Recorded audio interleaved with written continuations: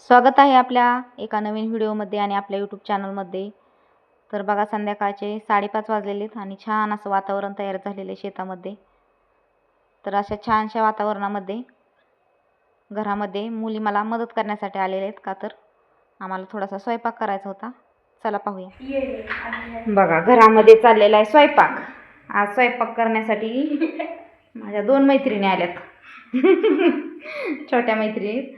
आणि पाहू शकताय किती छान पुऱ्या बनवल्या त्यांनी.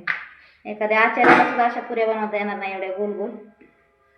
तर मोठी चपाती लाटतायत आणि ग्लासच्या साह्याने त्याच्या पुऱ्या तयार करून घेतात. मीच बोलवलंय मदतीसाठी. आम्ही आज जाणार आहे पंढरपूरला. तर म्हणलं थोड्याशा पुऱ्या आणि मिरचीचा ठेचा बनवून न्यावा. मग मुली मदतीला आल्या किंवा गप्पा मारायला जरी आल्या तरी काम उरकतं पटपट. तर आता ठेचासाठी इथं मी लसूण सोललाय, तोपर्यंत त्यांना कणिक मळून सांगितलं कशा पुऱ्या करायच्या ती. हिरव्या मिरच्या घेतलेल्या आहेत. तर लागलो आता स्वयंपाकाला आम्ही. व्हिडिओला कंटिन्यू राहा आणि कशा वाटल्या आमच्या सानुषा आणि दिदीच्या हातच्या पुऱ्या नक्की सांगा. बघा लाटून दुसरीकडे टाकल्या. काढ बरं, जमते का? लहानपणापासून शिकलं ना असं स्वयंपाकाचं, मग काय वाटत नाही. मी 7वीत असल्यापासून स्वयंपाक करायला शिकले. शाळा शिकायची, अभ्यास पण करायचा, त्याबरोबर थोडंसं आपल्याला स्वयंपाक पण आला पाहिजे. कधी कुणी नाहीच बनवून दिलं तर आपल्या हाताने आपल्याला बनवून खाता आलं पाहिजे, आहे का नाही? हा तरी म्हणा.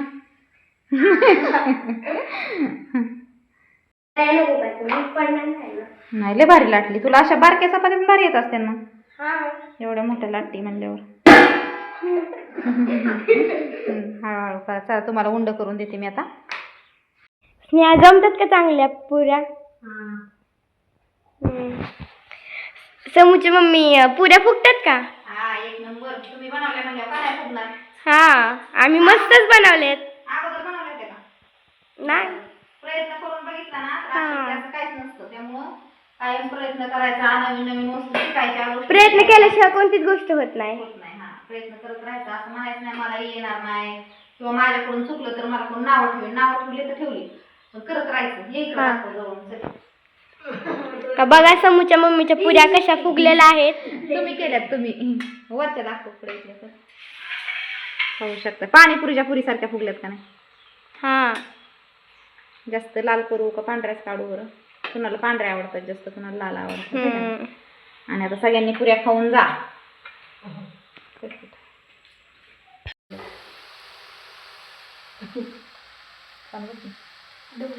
वाव, समूची मम्मी झाल्या पुऱ्या. हा, छान झाल्या. आवरल्या पण पटपट सगळ्यांनी केल्यामुळे, आहे ना. थँक्यू हा मला करू लागल्याबद्दल. वेलकम. इकडे आपण शिल्लक राहिलेल्या त्या मोठ्या पण त्या पण छान झाल्यात, आहे ना. चला आता मी मिरचीचा ठेचा ते करून घेते आणि आवरून घेते. तर नंतर पुऱ्या खाल्ल्या आम्ही थोड्याशा गप्पा मारत आणि गेल्या मुली घरी. छान असा इथं बघा मिरचीचा हिरव्या ठेचा बनवून घेतलेला, कारण दुसऱ्या भाज्या टिकत नाहीत. आम्ही संध्याकाळीच देवाला निघालो होतो पंढरपूरला जाण्यासाठी. मग बरोबर थोडीशी शिदोरी असलेली बरं असतं. तर सकाळी 6 वाजता 6:30 वाजता आम्ही तिथं पोचलो आणि पाहू शकता किती सुंदर असं चंद्रभागेच्या काठचं वातावरण आहे. जिथं साक्षात पांडुरंगाचा वास आहे, तिथली पावन सुंदर वाटत होते. नंतर सगळ्यांनी चंद्रभागेमध्ये तिथल्या वाळूची एक पिंड करून मस्त अशी पूजा करून घेतली आणि चंद्रभागा नदीची ओटी भरून घेतली. मस्त असं दर्शन झालं. तब्बल 6 तास आम्ही दर्शनाला उभे होतो. एवढी गर्दी होती, अधिक मास असल्यामुळं. छान असं दर्शन घेतलं, सगळीकडे फिरून आलो. तर आपला व्हिडिओ कसा वाटला कमेंट करून सांगा आणि व्हिडिओ आवडल्यास लाईक शेअर सबस्क्राईब करायला विसरू नका.